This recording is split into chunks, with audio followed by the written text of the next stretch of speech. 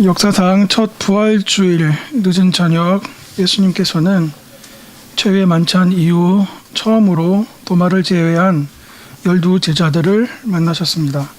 19절 이날 곧 안식 후 첫날 저녁 때에 제자들이 유대인들을 두려워하여 모인 곳에 문들을 닫았더니 예수께서 오사 가운데 서서 가라사대 너희에게 평강이 있을지어다.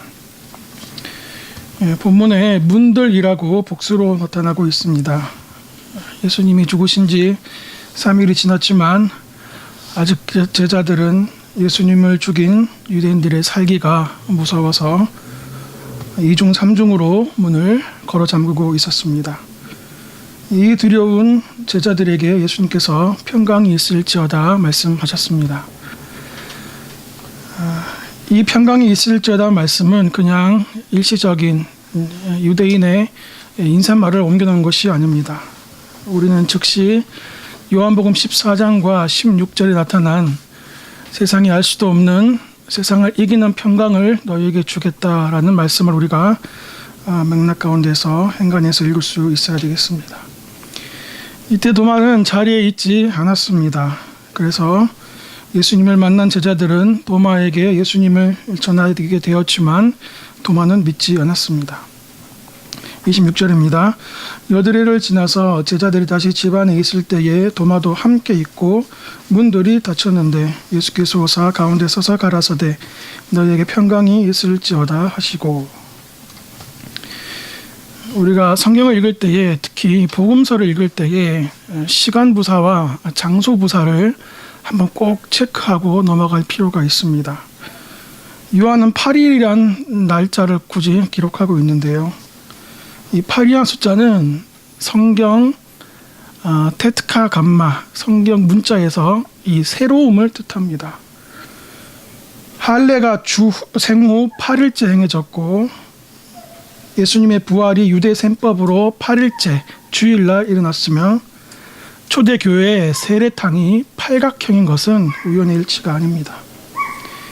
이 8일에 대해서 크리스토스톰은 예수님께서 자신의 몸을 보여주신 제자들이 도마에게 예수님에 관한 증거를 8일 동안 시간을 도마에게 주셔서 그것을 믿게 하셨다라는 흥미로운 주석을 하기도 했습니다. 아무튼 부활절 이후 8일 곧 그 다음 주일 제자들이 다시 모였고 이번에는 도마까지 합석한 처음으로 12 제자들이 모인 최초의 자리가 되었습니다. 이때 다시 예수님께서 제자들에게 나타나셨습니다. 예수님께서는 부활하신 모습으로 개인이나 공동체에게 총 11차례 나타나셨는데 이 11차례 중에 개인적으로나 인격적으로 대화를 나누신 적은 단 2번밖에 없습니다. 바로 예수님 부활 이후 처음 만났던 막달라 마리아, 오늘 본문 앞에 나오는 막달라 마리아와 오늘 본문의 도마입니다. 24절에 디두모라 하는 도마라고 도마를 소개하고 있습니다. 디두모는 헬라어 표현이고 도마는 아람어 표현입니다. 이름의 뜻은 쌍둥이입니다. 심리학자들이 이 믿음의 자아와 의심의 자아를 충돌되는 이중적 자아의 모델로 이 도마를 언급하는 것을 보게 됩니다.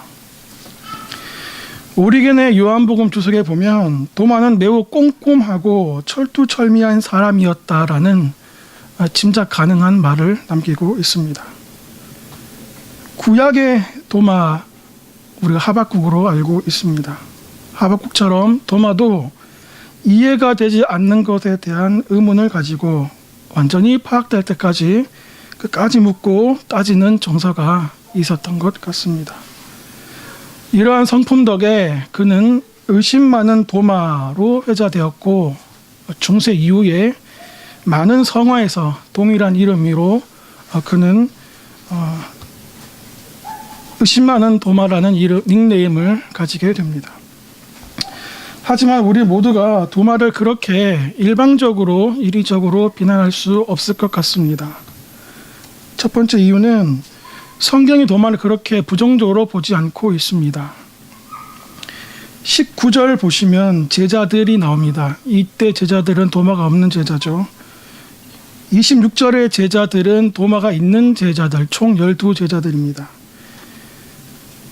26절에 도마가 포함된 12제자들에는 그의 제자들, 예수님의 제자들이라는, 우리 한글 성경에는 보이지 않지만 헬라어로 아우트라는 예수님의 제자라는 표현이 나옵니다. 19절에는 그의 제자들이라는 말이 나오지 않습니다. 도마가 없을 때는 그의 제자가 아니고 도마가 있을 때에 그의 제자들이라고 도마의 비중을 보게 됩니다. 29절에 보면 우리 한글 성경에 나오지 않지만 너는 나를 본고로 믿느냐, 요 바로 뒤에 도마야라고 혹격이 들어가 있습니다. 성경에서 예수님께서 구체적인 사람을 혹격으로 부르신 일은 제가 확인한 바에 의하면 베드로 한 번, 오늘 본문 위에 막달라 마리아 한 번, 그리고 도마 한 번입니다. 주님께서 도마의 이름을 불러주셨습니다. 그의 존재를 받으신 것입니다. 둘째, 도마를 그렇게 쉽게 비난할 수 없는 이유는 도마는 영생에 관한 의심을, 믿음에 관한 물음을, 자신의 영혼에 관한 몸부림을 주님 앞에서 행사하고 있기 때문입니다. 적어도 도마는 사울과 같이 엔돌에 친접한 여인에게 찾아가지는 않았습니다. 도마는 자신의 철학적인 물음표와 문학적 느낌표를 철저히 주님 앞에서 행하고 있습니다. 우리는 내가 바빠서 그렇지 조금의 삶의 여유가 생기면 자연스럽게 그리고 아주 열렬히 주님을 찾을 거라고 시기 생각합니다. 반대로 우리는 인생에 큰 위기가 닥치면 본인 자신은 지금보다 훨씬 더 열렬히 주님을 찾을 거라고 시기 짐작합니다. 하지만 우리에게 막상 삶의 여유가 주어지면 일상의 분주함에 감춰졌던 내 육신의 욕망이 기지개를 펴서 좀 더 먹자, 좀 더 자자, 못 놀았으니 충분히 놀자라고 우리 육신을 주장하게 됩니다. 우리에게 막상 인생의 큰 위기가 닥쳤을 때에는 경건의 모양의 근력이 갖춰주지 못해서 쉬이 무릎을 꿇을 수도 말씀 앞에 내 자신을 내려놓을 수도 없는 것이 현실입니다.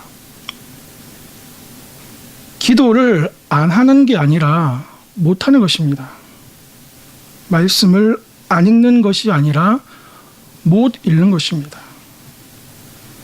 하나님께서 동기를 주시고 기회를 주시며 힘을 주셔야 기도도 하고 말씀도 읽을 수 있는 것입니다.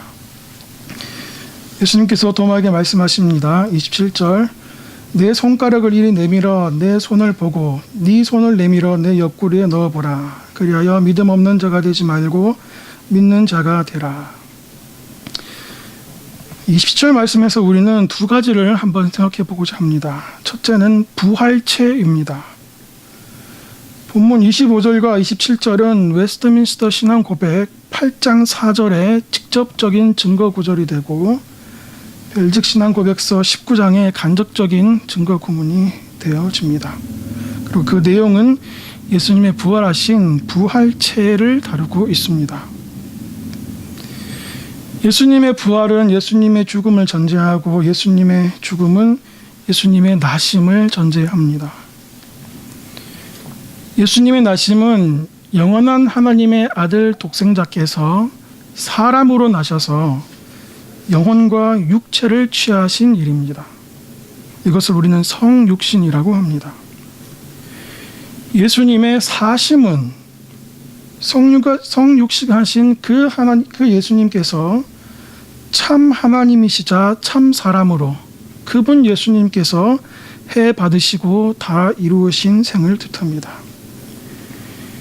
예수님의 죽으심은 예수님의 인성 가운데 육체와 영혼이 분리되는 것을 뜻하는데 예수님의 영혼은 즉시 낙원으로 가시고 예수님의 육체는 땅에 묻혀 흙으로 돌아간 사건입니다.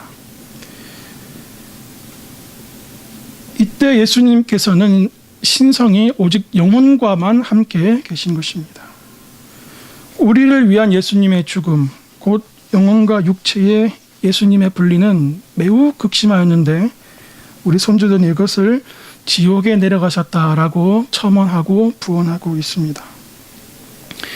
예수님의 부활하심은 다시 살아나신 예수님의 육체, 곧 예수님의 부활체가 영혼과 연합되어서 영화롭게 되셔서 다시 참 하나님과 참 사람으로 만유의 주가 되시고 만유를 다스림을 뜻합니다. 영혼은 자지도 죽지도 않습니다. 육체가 부활한 것입니다. 예수님의 육체는 우리와 하등의 차이가 없지만 그 예수님의 육체는 예수님의 신성과 함께하기에 고유하십니다. 우리가 주일 오전 말씀 마태복음 17장 변화산상에 변화되신 예수님의 말씀을 기억하고 있습니다. 그 변화된 예수님의 모습은 인성이 신성이 되었다기보다는 신성과 함께 계시는 예수님의 인성의 고유함을 나타낸 것이라고 배웠습니다. 예수님의 인성을 이렇게 고유하시기 때문에 예수님 인성 또한 우리의 예배의 대상이 되시는 것입니다. 예수님 예수님 전체가 우리의 찬송과 영광과 예배의 대상이 되신 것입니다. 예수님께서는 지금 그 부활하신 부활체를 도마에게 만져보라고 말씀하고 계십니다. 그리고 믿음 없는 자가 되지 말고 믿음 있는 자가 되라고 말씀하십니다. 담임 목사님께서도 지적하셨고 데이빗 웨남이 잘 말했듯이 여기서 믿음 없는 자라는 것은 중립적인 상황에서 믿음이 부재한 것이 아니라 충분히 믿을 수 있는데 기어이 그 믿음을 받아들이지 않으려는 그 주체자의 적극적인 의지가 함의되는 것입니다. 자연스럽게 우리는 믿음 27절에서 생각해 볼 두 번째 대목 믿음으로 넘어가고자 합니다. 먼저 우리는 이 믿음과 확률을 구별할 필요가 있습니다. 나는 비행기가 추락하지 않을 것을 믿기 때문에 비행기를 탄다. 여기서 비행기를 믿는다는 것은 성경이 말하는 믿음과는 조금 차이가 있습니다. 그것은 확률을 뜻합니다. 비행기가 거의 떨어질 확률이 없기 때문에 그 확률에 내가 동의하고 비행기를 타는 것입니다. 다리가 무너질 확률이 없기 때문에 다리를 믿는 것이고 네가 나를 배신할 일이 없기 때문에 내가 너를 믿는 것입니다. 세상의 믿음은 모두 확률입니다. 그래서 온전하지 못합니다. 아무리 비행기를 믿어도 한 번은 떨어질 수밖에 없는 것입니다. 언젠가는 떨어지게 마련입니다. 확률이라는 영어 단어가 라틴어의 이성이라는 단어와 같습니다. 세상의 믿음은 모두 라치오, 이성에 반응하는 것입니다. 그러나 성경의 믿음은 라치오, 이성이 아니라 레벨라치오, 말씀에 반응하는 것입니다.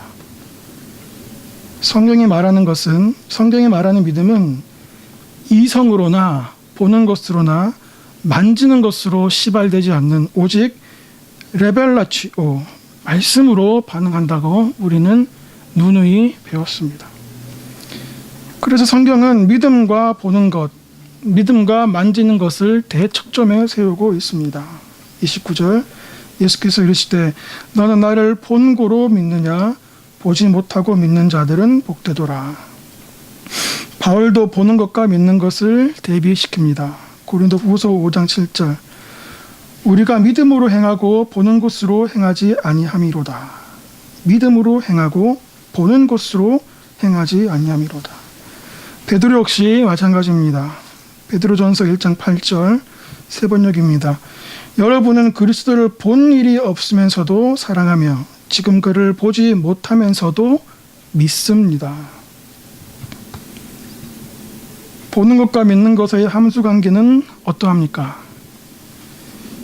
예수님을 죽인 사람들은 예루살렘에서 3,500km 떨어진 로마 본토의 사람이 아니라 예수님 바로 곁에서 예수님을 목도한 사람들이었습니다.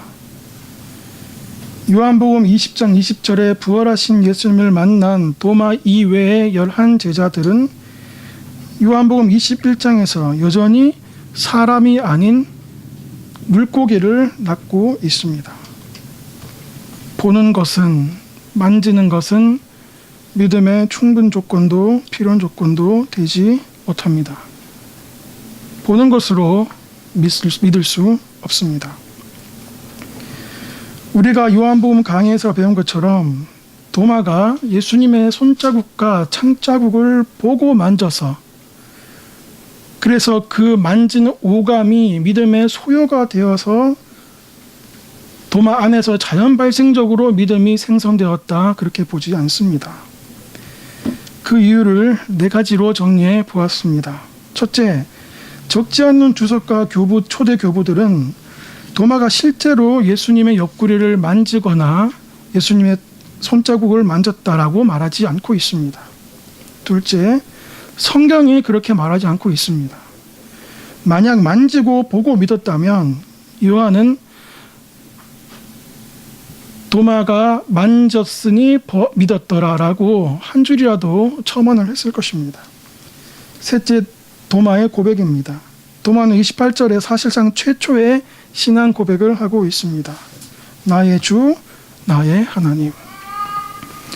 주라는 단어는 구약의 야훼, 아도나이의 대응어이고, 하나님 세우스는 엘로힘의 대응어입니다.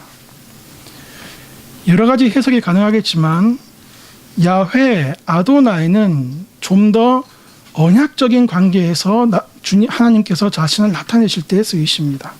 그리고 엘로힘은 우주와 창조 일반에 있어서 하나님 자신을 나타낼 때 쓰이는 단어입니다.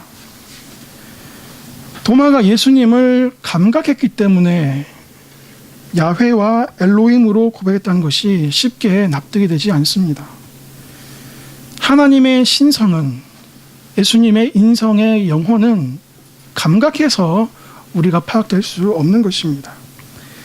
넷째, 도마의 고백은 베드로의 신앙 고백과 잘 어울리기 때문입니다. 무슨 말입니까? 베드로가 신앙 고백을 했을 때 예수님께서는 네가 복이 있다라고 말씀하셨습니다. 그 이유는 그것을 알게 하신 이가 베드로 네가 아니라 하나님이셨기 때문입니다. 본문에 베드로가 신앙 고백을 했을 때 예수님께서는 29절 후미에 보지 못하고 믿는 자는 복되도다라고 베드로의 고백 때에 네가 복되다라는 그 복을 상기시켜주는 말씀을 하고 있습니다. 다시 말해 도마의 신앙 고백도 베드로처럼 하나님께서 알려주셨기 때문에, 주님께서 주셨기 때문에, 보지 않고 만지지 않아서 믿었기 때문에 주님께서 29절 후미에 복되다라고 이렇게 연결이 되게 되는 것입니다. 29절은 모든 시제가 다 과거 시제입니다. 여러 가지 해석이 있을 수 있겠으나 엄밀히 말해서 헬라어에는 시제가 없습니다. 시제가 없고 시상만이 있습니다. 과거 시제는 오늘 오전에서 배운 것처럼 확실한 사건, 계속된 사건이 아니라 단일한 확실한 사건을 나타냅니다. 그리고 아까 말씀드린 것처럼 29절 사이에 혹격이, 도마라는 혹격이 담겨져 있습니다. 29절은 이렇게 해석할 수 있습니다. 너는 나를 본고로 믿느냐라는 것은 보고 믿으러 달려들었던 이전의 도마를 말하는 것이요, 보지 못하고 믿는 자는 복되다라는 말씀은 보고 믿으려 했으나 보지 않고 믿었던 이후의 도마를 묘사한 것입니다.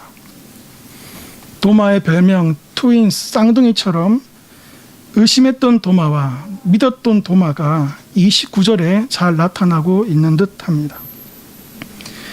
믿음은 어디에서 기인할까요? 로마서 1장 17절 복음에는 하나님의 의가 나타나서 믿음으로 믿음에 이르게 하나니.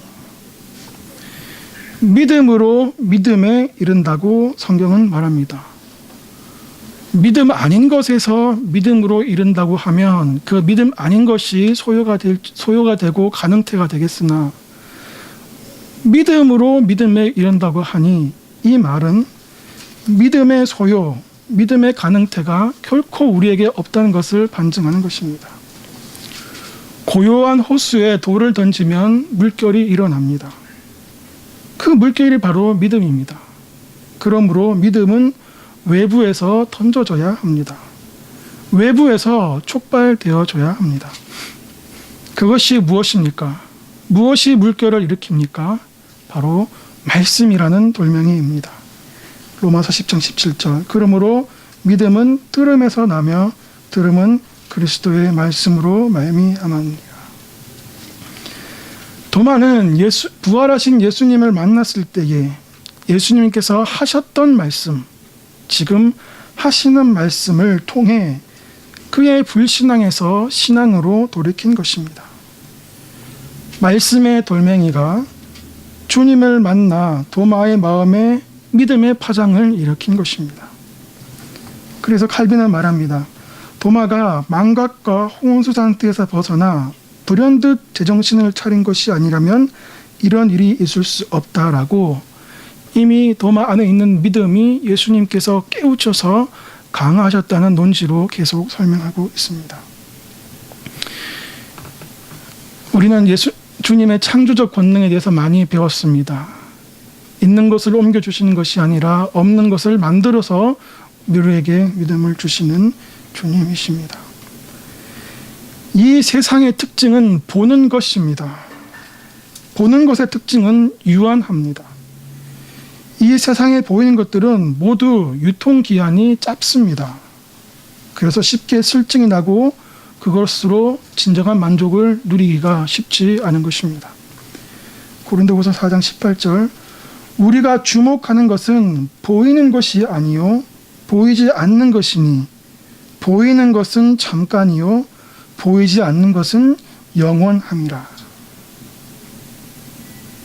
보이지 않는 것이 영원하며 보이지 않는 것이 실상 본질적입니다.